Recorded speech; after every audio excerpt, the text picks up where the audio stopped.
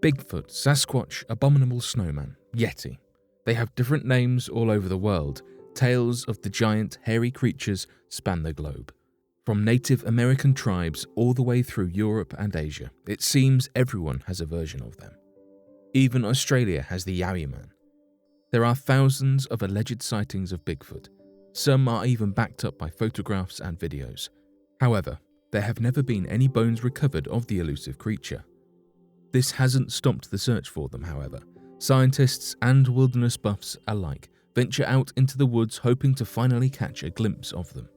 So today, here at Unexplained Mysteries, we take a look at these 3 Bigfoot encounters.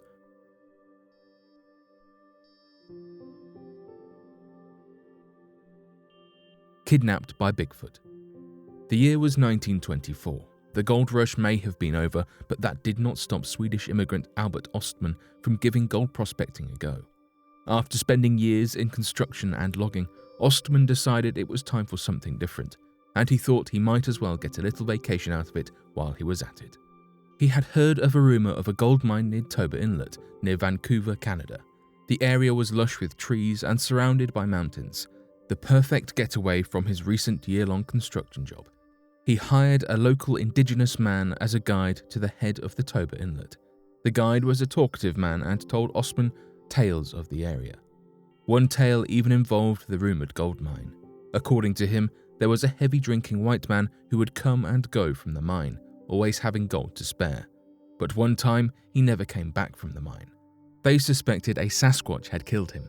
He described the creatures as having hair all over their bodies, but they stood upright like people. And they were big, approximately 8 feet tall, big enough to leave 2-foot-long tracks. Ostman had never heard of such a creature and brushed the tale aside as folklore. Once the guide had dropped him at a site at the head of the inlet, Ostman asked him to come back for him in 3 weeks. He would camp back at that particular spot once he was finished with his prospecting trip. Over the next week, he worked his way over 10 miles into the wilderness on the hunt for the elusive gold mine. After some time, he came to a spot that he deemed perfect for his permanent setup. He was only there a single night when strange things started to occur.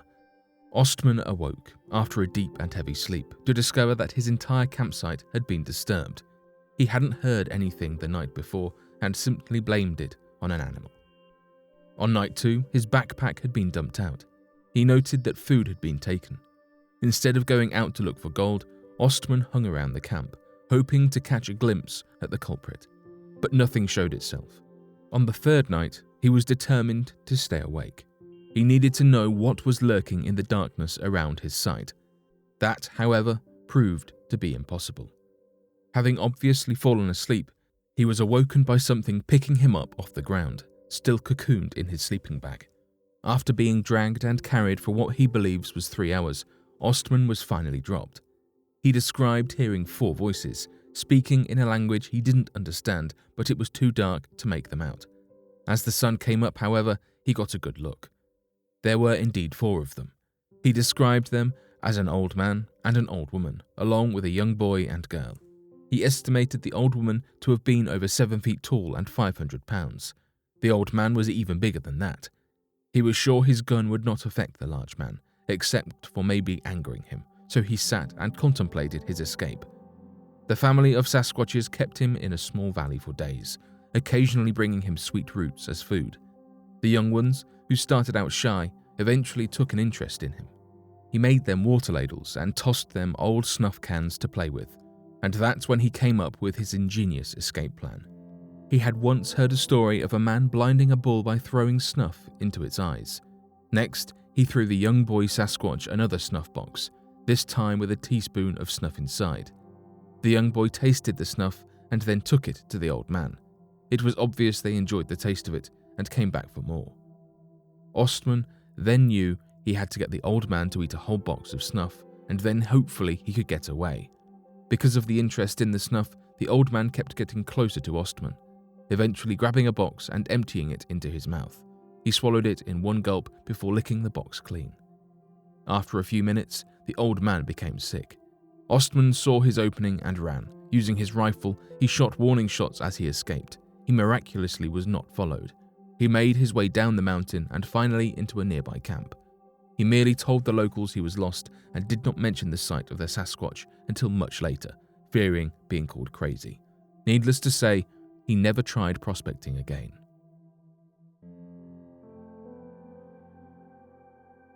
Bigfoot's hair and the FBI. Maybe you think Ostman's story is made up, but he's not the only one to have seen tall, hairy creatures walking on two legs like humans. Peter Byrne, now 94, is certain Bigfoot is real. In fact, in 1976, Byrne was even able to get the FBI to test a hair sample from the alleged creature. As a young boy, Byrne was told stories of the Yeti of the Himalayas by his father. He credits this in sparking his interest in the unknown. In fact, he has an entire webpage devoted to his search for the elusive creature. He claims his search has taken him to the Himalayan mountains all the way to the Pacific Northwest of the United States. He claims he has seen 14-inch footprints on multiple occasions he's sure belonged to Bigfoot. Once landing in the Pacific Northwest, Byrne was all in, 7 days a week. In the 1970s, an unknown sample of hair, a whole 15 strands connected by a patch of skin, was found at a campground in Washington state. This campground was the location of suspected Bigfoot activity. Byrne's group had submitted this hair to the FBI, and Byrne himself spent most of 1976 repeatedly writing to the FBI, pleading for them to test the mysterious sample. Finally, in December of that year, Byrne received a response. FBI Assistant Director J. Cochran Jr. wrote that while the FBI's laboratory is normally for law enforcement agencies and criminal investigations, occasionally, on a case-by-case basis, in the interest of research and scientific inquiry, we make exceptions to the general policy. Cochran then decided to have the hair tested. After countless letters and endless waiting, the results were back. The FBI had determined the hair was from the deer family. You would think that this would discourage Byrne. However, that is not the case. Even after all this time, he is determined to find Bigfoot. When asked if he had ever spotted one, Byrne answered a remorseful no, but that his very good friend had seen one recently. Although it's down to more of a hobby than a full-time job now, even at the age of 94, Byrne keeps searching for his childhood Yeti.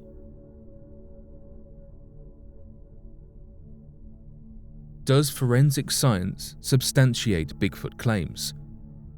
Does forensic science substantiate Bigfoot claims? Jeff Meldrum, professor of anatomy and anthropology at Idaho State University, believes it does. And who better to believe than an expert in the evolutionary morphology, that is the study of how primates adapted to bipedalism. In his research, Meldrum studies footprints to determine how humans have evolved for upright walking. He's studied samples from Hawaii and Africa, as well as from places all around the world. Meldrum attributes his interest in Bigfoot to a track he discovered in southeastern Washington. It was here, he says, he found a fresh track. So fresh he could still see the skin ridge details. The print was at least 14 inches long. That first sighting was over 20 years ago. Since then, Meldrum has studied over 300 footprint casts as well as hundreds of pictures of the alleged Bigfoot. When describing these casts, Meldrum said the feet are broader and flatter than any human. He also noted the lack of arch and thumb-like big toe that would be similar to an ape's. Instead, there was a big toe more like a human's. The toes were longer, presumably to help navigate the uneven terrain.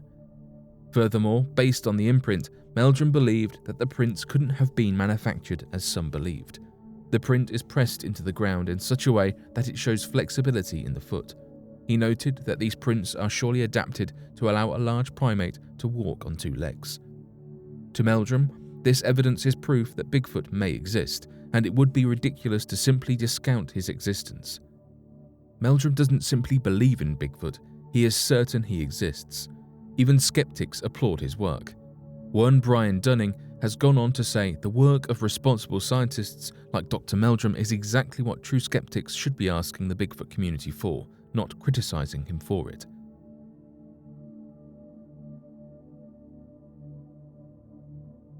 But what do you make of these mysterious Bigfoot reports? Be sure to let us know your thoughts in the comment section below and help us by growing this community while working to solve these unexplained mysteries. Thank you for watching, and don't forget to subscribe for more videos.